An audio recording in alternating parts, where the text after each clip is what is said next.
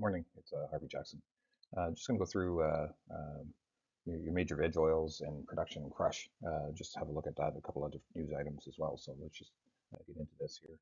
Uh, I love my morning coffee, but it looks like it's getting more expensive. I do not like dark charts myself, but just if we look at this, the coffee futures are just making all-time highs, which is maybe not good for uh, what I like in the morning here. But anyway, rapeseed on the front month is actually hitting a 21-month high. I'll show that in a bit here as well. And dollar set for best week in the month on cautious Fed outlook. So it's strong U.S. dollar, of course, and palm is down a little wee bit, but we'll see that again on charts here. But just looking at it, it's just below the 5,000 ringgit, which is kind of like the base number that I'm using for this high value of palm oil at the moment. So I'm going to look at canola, soybean oil, and then palm oil. So if we look at canola oil production, Canadian canola oil production, this number here is quite significant. But I think if it's 3.2 is exported to the U.S. and I have to research that a little bit more. But of that 5 point, or let's call it 5.1, 3.2 goes to the U.S. and I think over 50% of that is getting used for renewable fuel. So just remember those numbers, of course. But who is the major oil production in European Union is number one, China's number two, and neither one of these are exporters, and we'll see that in a second. And then Canada number three with their export number. But when you look at all of the global put together, it's 34.3 million of oil production.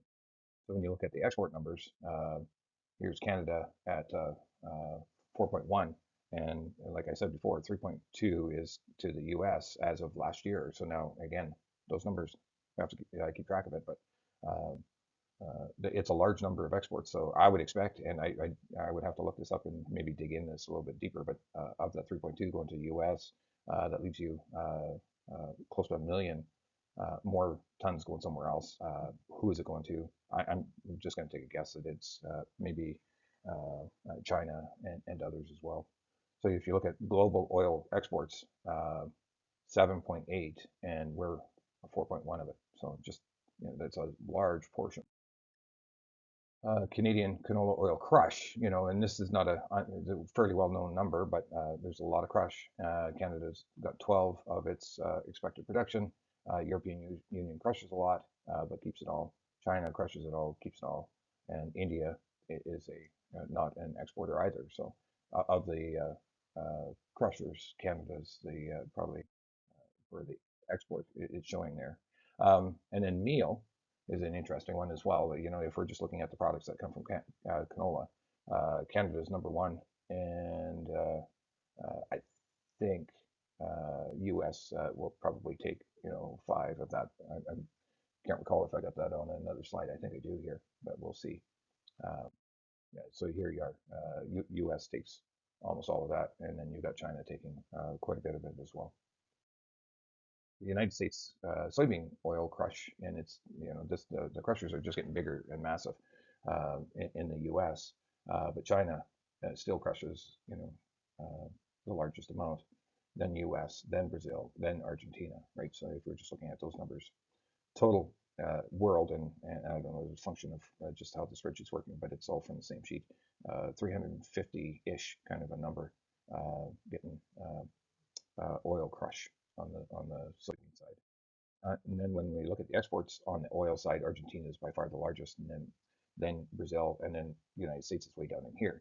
I talked about an article with the even with the renewable fuels. If it were to kind of get pushed aside, I would think we'd be pushing into these numbers or greater. So you would be pushing yourself above Brazil if you were to get into some of these greater export program, just because the oil supplies on the Brazilian side or on the palm oil side and on the canola side is tight with lack of production or just the need to use it for industrial use.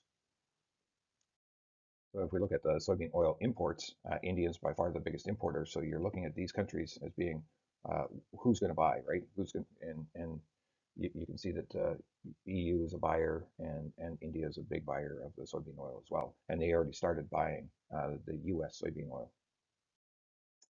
Here's a palm oil. A few slides on this as well. so who produces the most? Indonesia, and then Malaysia, and then a basket of others. But overall, there's 79.6 million produced. And then when you look at the exports, Indonesia is by far the largest, then Malaysia.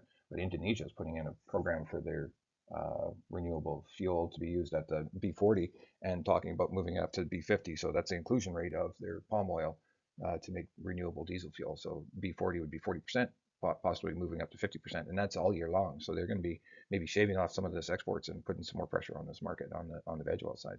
Now everything comes to a balance somewhere at some point in time. So uh, I don't want to make it just sound all bullish here, but at this point in time, Malaysian palm oil is more expensive than other veg oils on the market right now.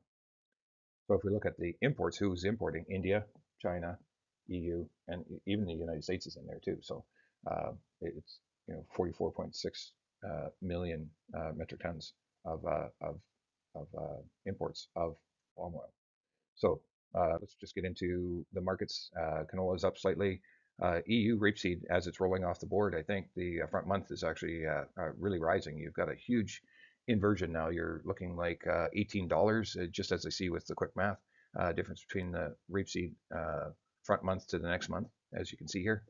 Soybean oil trading up, palm oil is up, or just slightly down, sorry. And your crude oil is up, and your wheats are just a penny up, with the Canadian dollar down a little bit as well. So this is in US dollars.